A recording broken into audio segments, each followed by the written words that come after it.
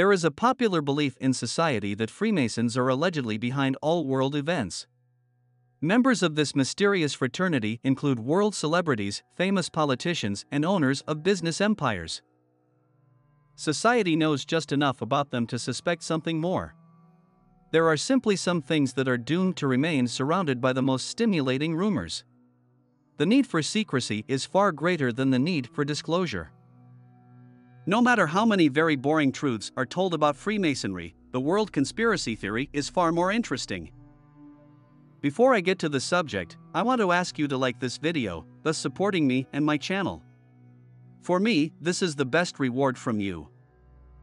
After watching, don't be lazy and leave a comment about what other interesting facts about Freemasons do you know that I haven't mentioned in this video? It will be very interesting to read. So, you're on Wisioner channel and this video is about 7 curious facts about the most mysterious organization in the world, Secrets of the Masonic Brotherhood. Let's get started. 1. Freemasons are the oldest fraternal organization in the world.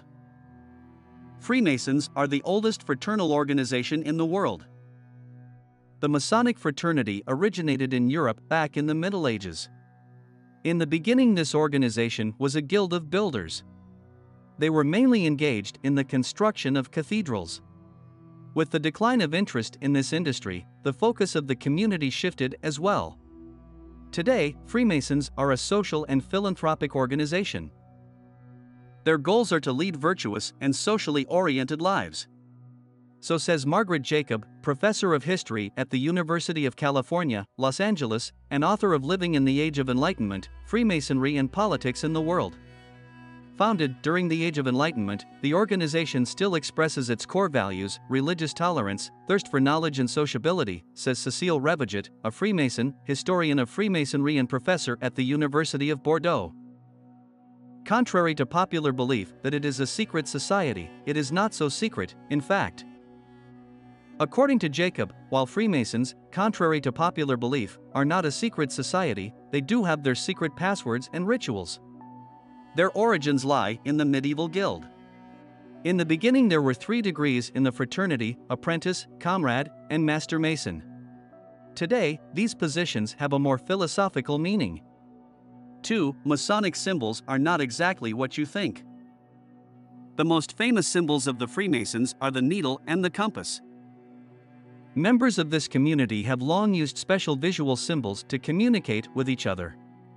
The Eye of Providence or all-seeing eye does not really belong to Freemasons, but they have always used it as a symbol of God's omniscience. The most famous Masonic sign is the null and the compass. These are the objects of a builder. The letter G in the center is still the subject of controversy. Some experts believe that the letter G in the center stands for geometry. Masons consider it the queen of sciences. At the same time, others argue that it represents God, whom Freemasons call the great architect of the universe.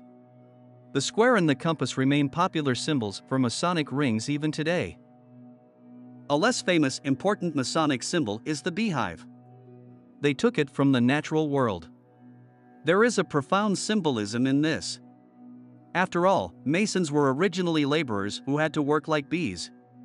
The beehive, on the other hand, symbolizes hard work. The symbol of the Masonic square and compass can be seen on the wall of the main floor at the headquarters of Scottish Rite Masonry in Washington, D.C. Masonic handshake on a building in downtown Lisbon. 3. Yes, there is a Masonic handshake. And not just one. Masons greet each other with different handshakes, depending on their rank in the organization. There is a handshake for each degree: apprentice, comrade, and master. That is, the first 3 degrees, as well as for the higher degrees. Each rite has its own handshake, so there are quite a few types. They are mostly used during Masonic ceremonies. 4. The Catholic Church condemns Freemasonry and forbids members of the fraternity to be members of the church. Freemasonry is not essentially a religion. All members of this society believe in the existence of some supreme being or, as they say, the great architect of the universe. Masons are members of various religious denominations. The Catholic Church is the only organization that forbids Freemasons to be members. Representatives of Catholicism first condemned Freemasonry in 1738. The higher clergy of the church were very concerned about the large number of Masonic temples and the secret rituals conducted in them. In the 19th century, the Vatican even branded Freemasons as the synagogue of Satan. The Vatican said that Freemasons were the synagogue of Satan. The church went even further in 1983, stating, "Their principles have always been considered incompatible with the doctrine of the church. Membership in such organizations is therefore forbidden. Believers who join Masonic associations are in a state of grave sin and cannot receive Holy Communion." 5. Freemasons inspired the emergence of America's first 3 political parties. In the political system of the United States, it is accepted that there is a 2-party system. A third party, the Anti-Masonic Party, was first formed in 1828. America's political elite became wary of a too closed and incredibly powerful organization, which were the Freemasons. Many of the members of the Anti-Masonic Party openly stated various Masonic conspiracy theories. Some leaders claimed that the infamous murder of the time was the work of the Freemasons in order to prevent the victim from revealing the secrets of the secret organization. 6. This is still a purely men's club. Mostly. Traditionally, membership in Masonic organizations was only available to men. In the Constitution of 1723, a kind of guide to the organization by James Anderson, written under the auspices of the Grand Lodge of England, membership of women and atheists was excluded along with slaves. Masons can now belong to any class of society, provided they can afford to pay the annual dues. Women are allowed to join an affiliated organization called the Order of the Eastern Star. Also, some lodges even recognize women members.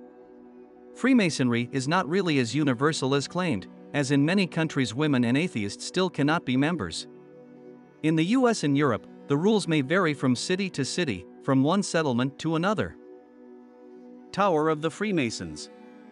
According to legend, here, in a mysterious well 27 meters deep, resembling an inverted tower, the Freemasons held their rites of initiation. Since the United States has no national organization, the Grand Lodges in each state are the court of last resort.